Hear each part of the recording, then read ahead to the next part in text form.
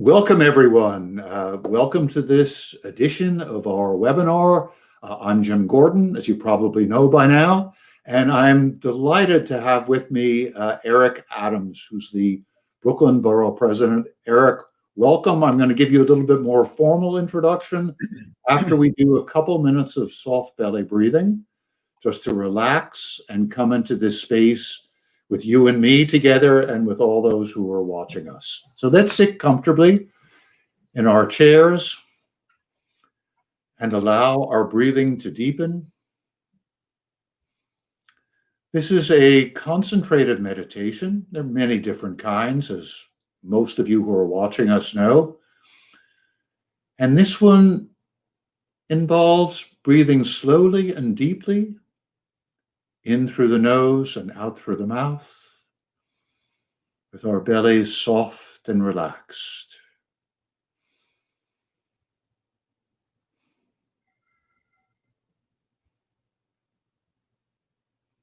Concentrating on the breath coming in through the nose and out through the mouth. This is a very relaxing way to breathe. On the relaxation in our bellies.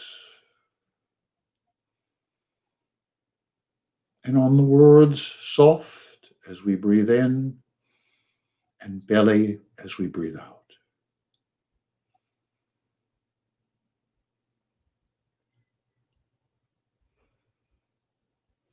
Remember, this kind of slow, deep, soft belly breathing activates the vagus nerve, and it's an antidote to the fight or flight response, to the stress response.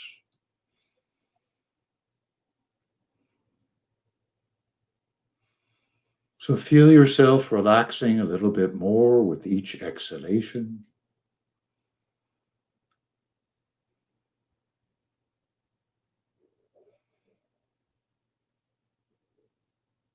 If thoughts come, let them come, notice them, let them go.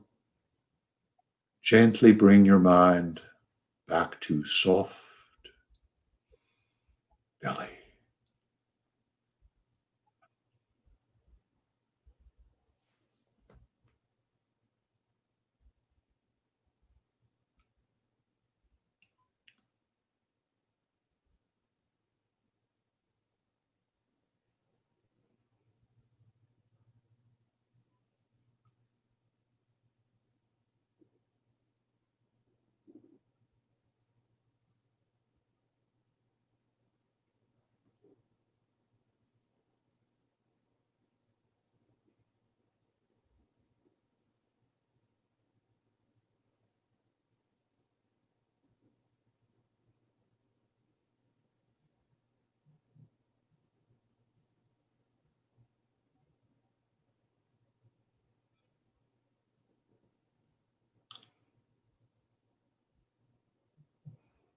Okay, open your eyes, let your attention come back in the room.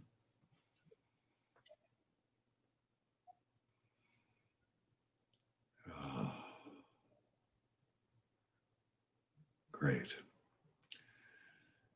So, Eric, I'm so glad to have you here. I first met Eric Adams, first met you, Eric, when you invited me to be with you at a press conference on the steps of City Hall in New York, where you presented a plan, some ideas about how to make policing in New York more mindful, how to bring meditation and mind-body medicine and healthy eating to all the police in the city. And I was so impressed and moved when I met you and listening to you speak, hearing some of your personal history and feeling your commitment, your deep commitment, both to police, but also to the people of New York City. And so it's great to have you here. In the interim, you're getting ready to publish a new book, which will be out momentarily. It's called Healthy at Last, a plant-based approach to preventing and reversing diabetes and other chronic illnesses.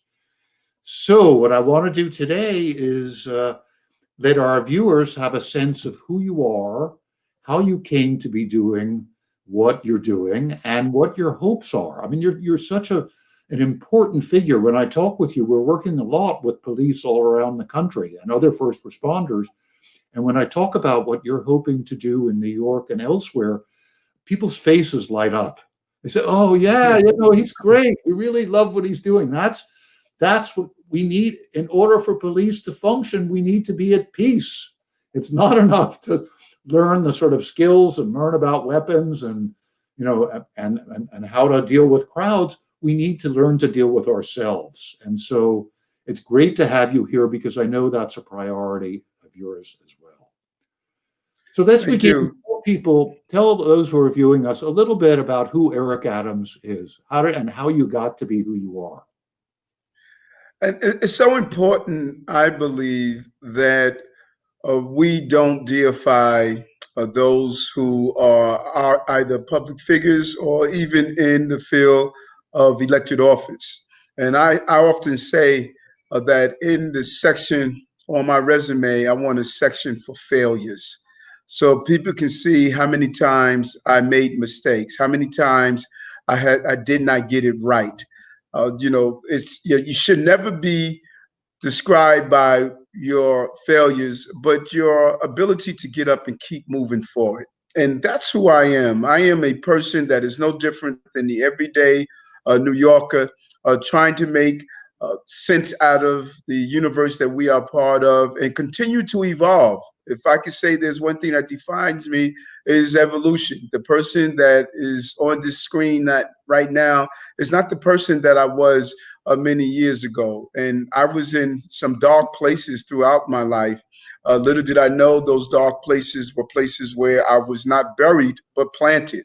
And I'm hoping the fruits of the harvest from that planting feed other people so that they can continue to evolve. As a former member of the New York City Police Department, I served 22 years, retired in the rank of a captain, became a state senator, and became the first person of color to be the borough president in Brooklyn. And I am just happy with the everyday interactions. And if I can say one thing that's extremely important to me, it's not about the destiny. The universe is going to take care of the destiny. It's about the appreciation of the journey. This is an alchemist moment for me where I'm not focusing on the oil in the spoon. I'm walking and looking at the beauty of my life interactions. And that is how I define myself every day, a person that is immersed and present in every moment of this journey I am on. Beautiful. That's a perfect definition of the sort of meditative way of living with the compassion and modesty that can come from it. So tell us a little bit about how you got to be this person, a little bit about what happened along the way. Where did you start off and how did you become a police officer and how did it move on from there? And it's a continuous evolution. As a child, I was arrested and I was beat bad by police officers. And throughout my young years, probably between the ages of 15 and 18, I became very bitter. Little did I know I was suffering from PTSD. Every time I saw a police car, I would relive the beating. Every time I heard a siren, or even when I sat down to watch a police movie, I would actually relive that encounter. And it wasn't until I met civil rights leaders who asked me to go into the police department and fight for reform within the department that I decided to do so, reluctantly at first. But sometimes when you're trying to overcome a painful moment, it is better to go in and face it frontal. And that's what I did. And I started an organization that fought for police reform and pushed to make sure that we could have justice and safety. They go together. And I really created a reputation of being a fair person that understood that public safety is a prerequisite to prosperity, but we could do it in a manner that's respectable to everyone. And it was upon retiring from the police department that I felt just the pressure of what law enforcement would do to anyone. Remember, no one is inviting a police or law enforcement officer to a birthday party. They're inviting them there when the party is being disrupted. So we see human beings at their worst state. And without realizing it, what we have perceived year after year, tour after tour, assignment after assignment, it becomes part of us. And that's what PTSD is. You know, your body doesn't know the difference between thinking about it or going through it. And once I was no longer in the fast pace of policing and had time to sit still, I realized I needed to find a way to deal with some of those emotional traumas that I've witnessed. So, and what were some of the, first of all, how did the trauma take a toll on you? How did it affect you? And I also know that it's not so easy for a Black man rising up in a police department. That you must have had a lot of struggle along the way as well. So trauma, I would imagine, on the street, and perhaps Yes, trauma. and you're correct. There were, I'm sorry? I said you are correct. There were many days of just real trauma, just going through not only the difficulties of chasing bad guys, but really dealing with the institutional racism that existed in the police department. And there were just some amazing, fine men and women who I met throughout my career of all ethnicities. And so in no way do I want to demonize the entire profession, which I think is a noble profession. But we still had those pockets of racism, sexism, anti-Semitism, and other isms that really can hurt a career such as law enforcement. And by the time I retired, the full weight of that was on me, and I had to find a way to deal with it. And I didn't want to go on medication. I didn't want to deal with medication that would deal with depression or anxiety. And so I just started to really read and look and see how did the ancient ancestors, how did they deal with tension and stress? Long before there was Prozac or Ritalin, there had to have been something that was available. And that sent me down a journey of really learning the power of meditation. And for anyone out there that's listening, this is not just some hippie type stuff. This is straight science. Our body needs to be able to heal. And I say this all the time. Just as we have a respiratory system, we have a digestive system, a circulatory system. The system we often ignore is our healing systems. When you cut your hand, it heals. When you break your arm, it heals. And just as our physical body needs to heal through that healing system, the anatomy of our spirit must also heal through that same system. And I found meditation to be a way to do the healing. So, you know, it's so interesting because as you're talking, and this is what I felt when I first met you, I felt this kinship with you. You're very much in the business of healing, and sort of moving from law enforcement to, how would you describe what your mission is right now, the path that you're walking right now? Because to me, it's the path of the healer, and the healer on a population-wide level at this. And yes, I do believe that I like to see myself as a healer, both emotionally, spiritually, and physically. I believe that it's time for us to see ourselves as healers. And all of us are wounded. You can't live in the society we're living in and not be wounded. The question becomes, how do we become wounded healers? And in the process of healing others, we will heal ourselves. And everyone I come in contact with, I attempt to show them the pathway to healing, both spiritually and physically at the same time. That's beautiful. And how are you being received? How are you being received at NYPD? And how are you being received in Brooklyn and generally as you speak in this way, which feels so, to me, feels so harmonious and connected with our vision at the Center for Mind Body Medicine? Yes, it's so true. And I love what you say. You know, oftentimes when we think about mind, we disconnect it from our bodies, and we believe that what we do to our body is just distance from how it impacts our mind, when in fact, the level of impact on what we think, what we do, what we say, how we do something simple as the deep breathing that you did at the beginning of this program, how we can actually start the process of healing. As it was said in ancient texts, I think, so therefore I am. That is a powerful comment. and the receptivity to finding pathways to healing. I have never witnessed a time when people want to heal. They want wellness. They no longer want to follow the traditional paths of just self-medicating themselves through food, through wine, through sexual promiscuity.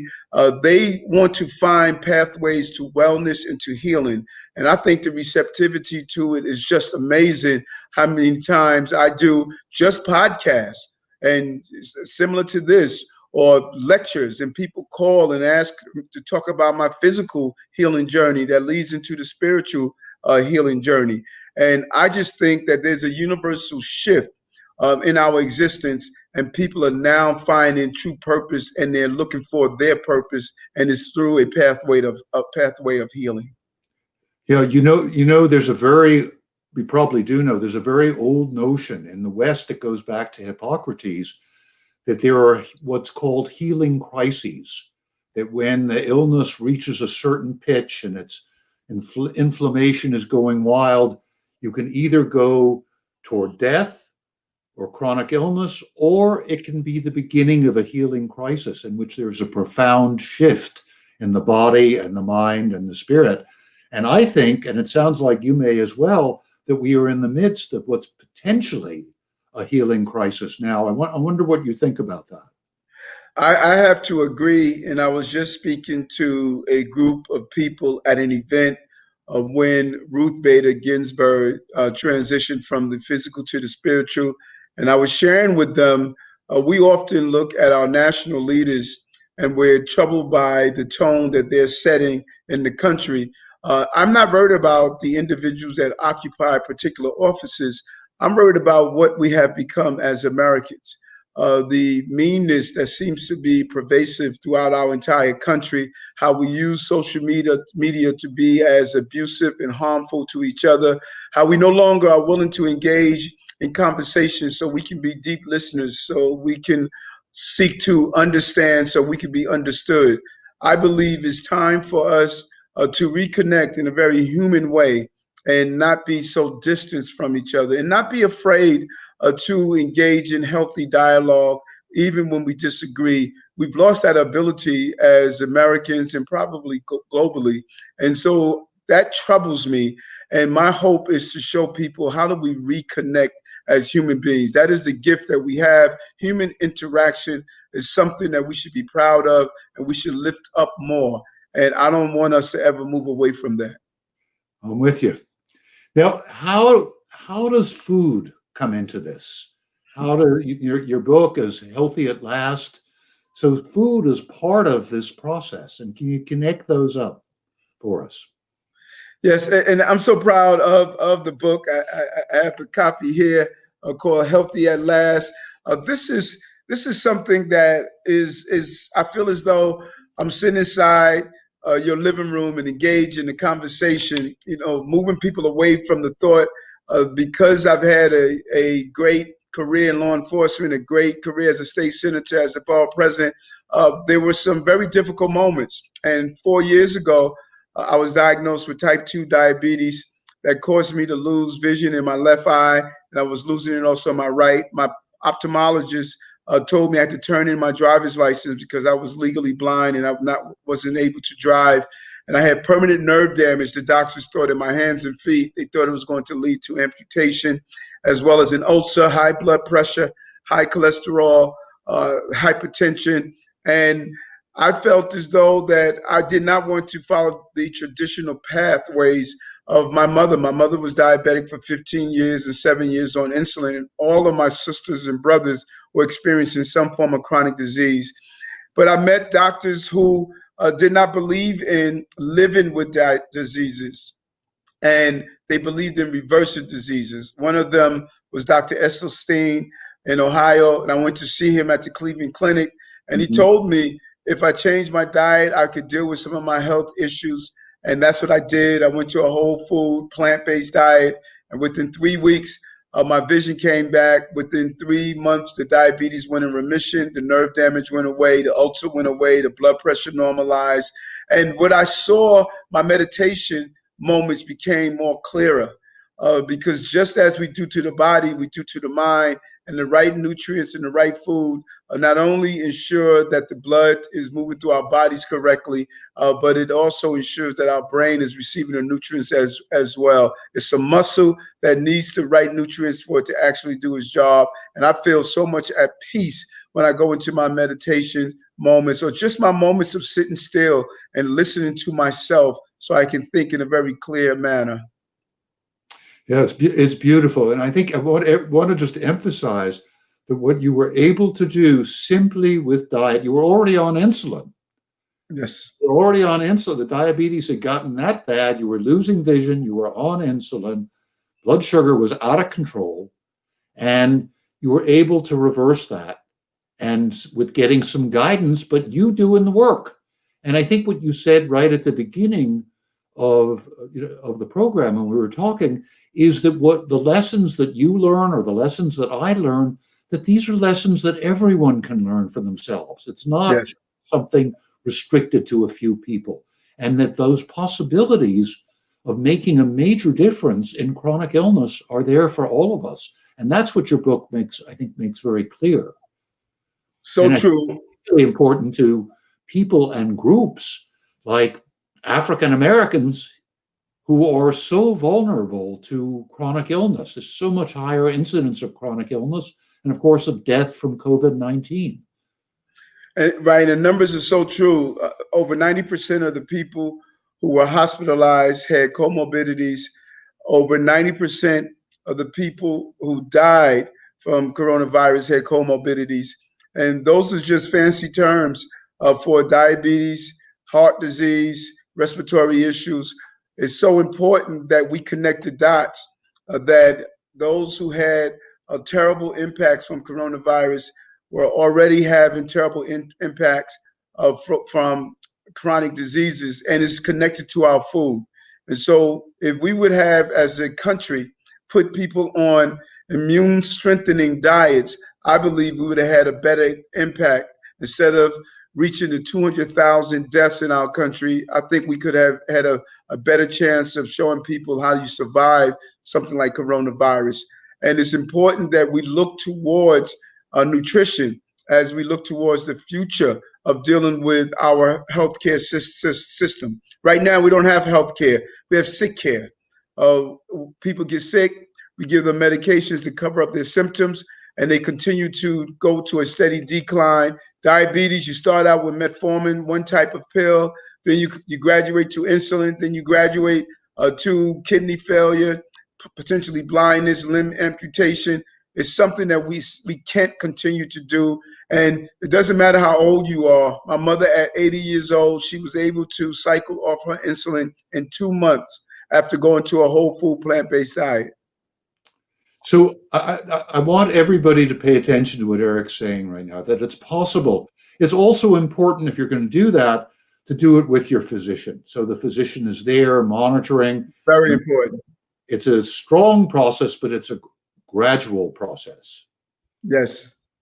Yes, So and I really encourage, and I want to also always say that whoever decides to do any form of eating modification, lifestyle change, you should do it in consultation with your physician. But as I said to my mom and others, if your physician does not believe in giving you an opportunity to reverse your disease, you should find a physician that does believe that. I was hoping you'd say that, because I'm totally with you on that. And part of our role at the Center for Mind Body Medicine is to bring the education about nutrition and meditation and other mind body approaches, movement, and the importance of social connection to physicians, to other healthcare professionals. And speaking of our mission, I'm wondering where you see yourself moving, how you want things to progress for you, for Brooklyn, for New York City. What do you see yourself doing? And also, I'm really interested, as I said before the program began, in exploring ways that we can work together. We talked about that about a year ago when we were in New York together. So I believe that we must have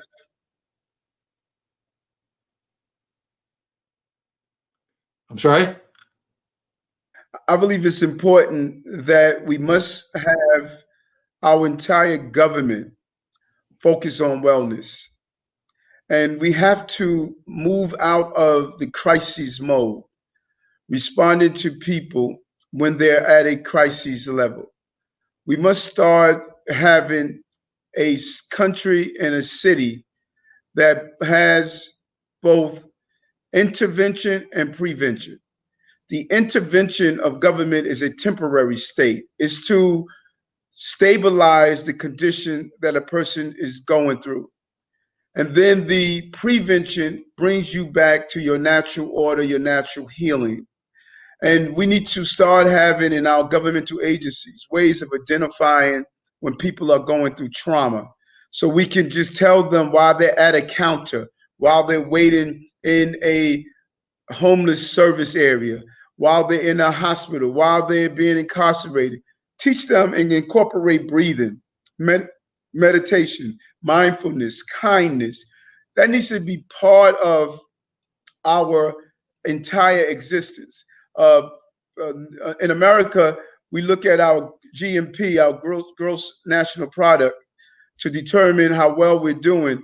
We need to start doing as one country that I was in that looked at the happiness of their people as a indicator. Bhutan, it was. They determine how healthy their country is by looking at the happiness of their people. We need to change how we determine success and what indicators we use to state that we're healthy as a country and as a nation and as a city.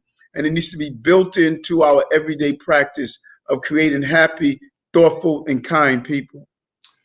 Beautiful. The question now is, how are we going to make that happen? What are first steps that you see as important that you would like to take part in? Well, charity begins at home. Charity begins on yourself. We should show people how to do their internal healing, how to do the basic things they can do every day.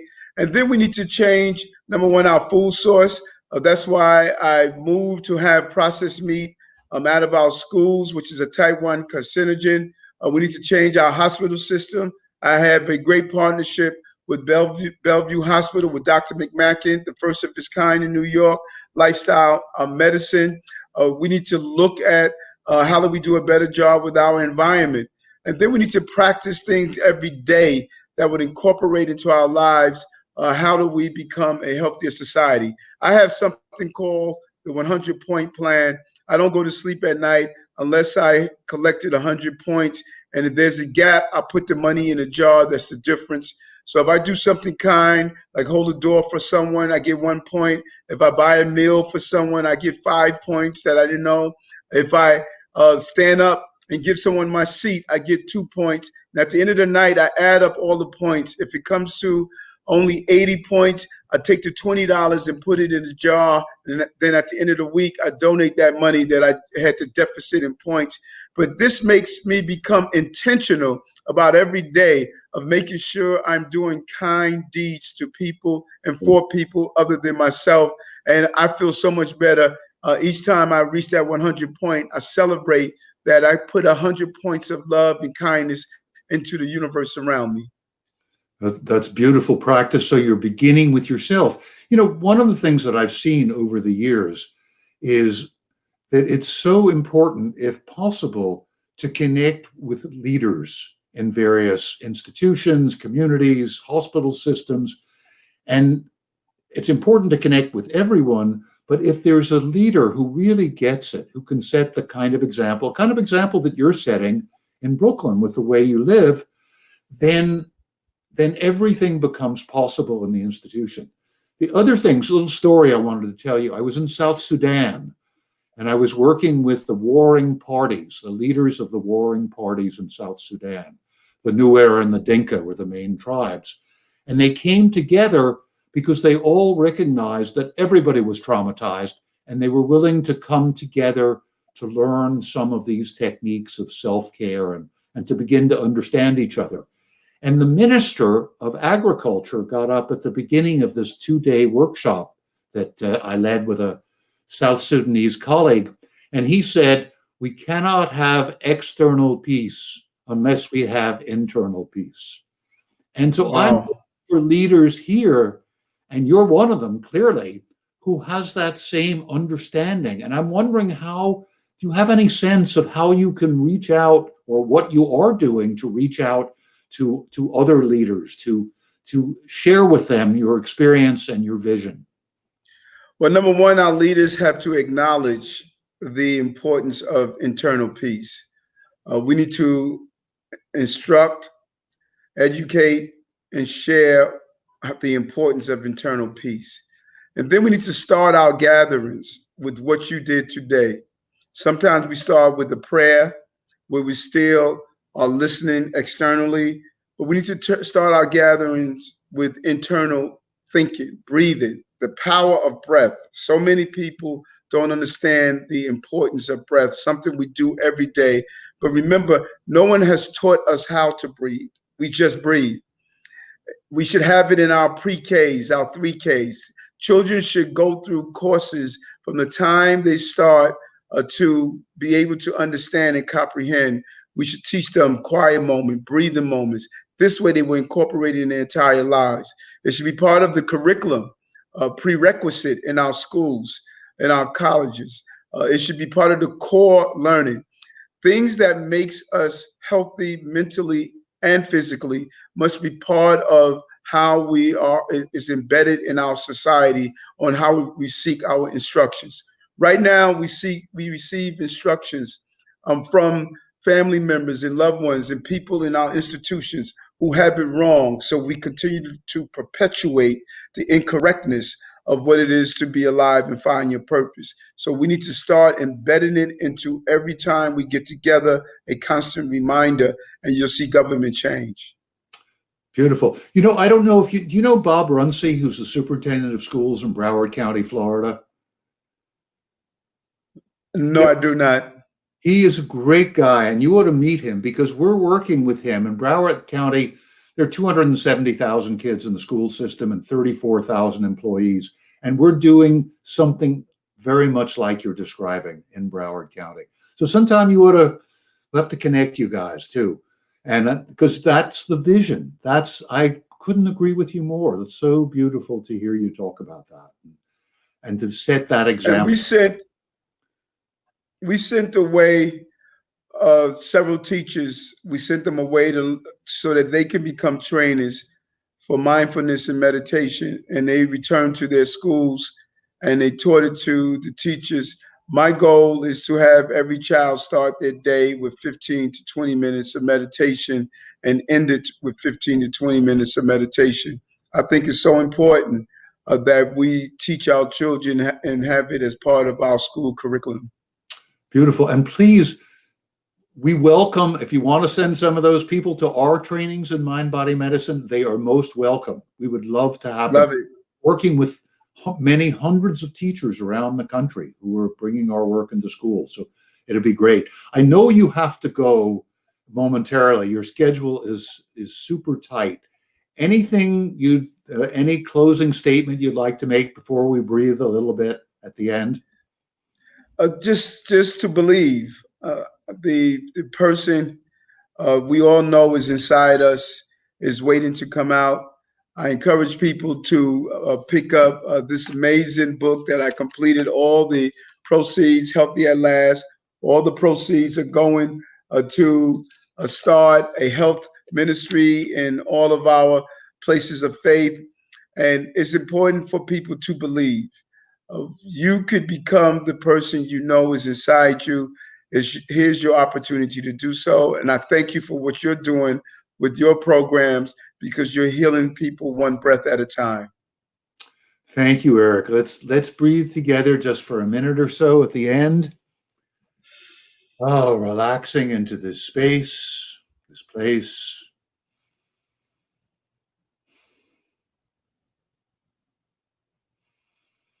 So slow, deep, soft belly breathing. Good to do it at the beginning of an event of any kind, and good to do it to close the event. Bringing ourselves into the moment with relaxed, moment-to-moment awareness. Breathing in through the nose and out through the mouth.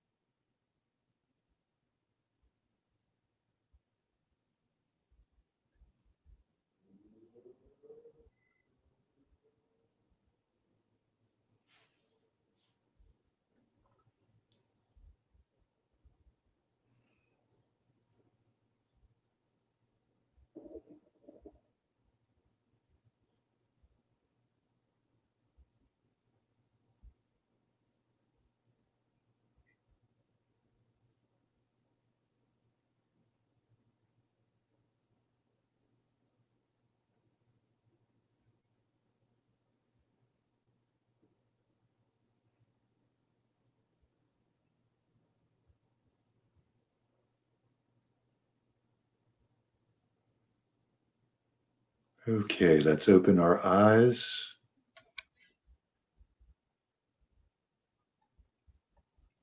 Eric, thank you again for being with Thank me. you. Pure joy to see you again. And Pleasure is mine. Wish you all the peace. being together Thank you. down the road as we do our healing work. Thanks again. Yes. Thank you. Thanks for being with us.